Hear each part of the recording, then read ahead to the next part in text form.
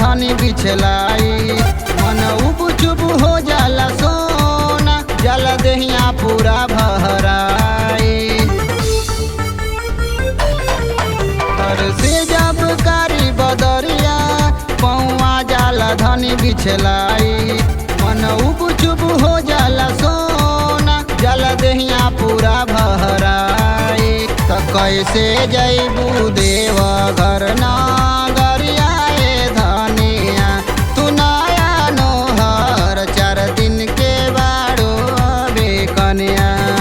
त कठिन बाबा के नागरिया ए धनिया, तू नया नोहर 4 दिन के बाड़ो अबे कन्या।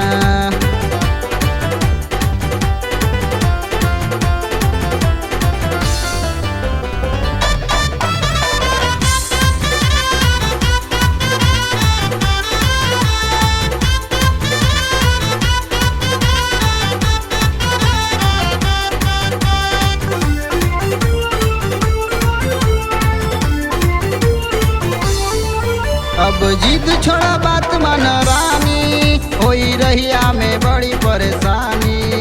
तोहरे खातिर चढ़ा दे हम जलावा, दूर बसल बावे भोले दानी।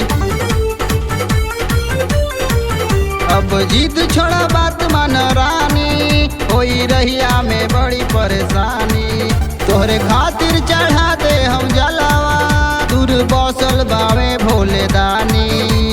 सोना हरि शंकर के जुबानिया ए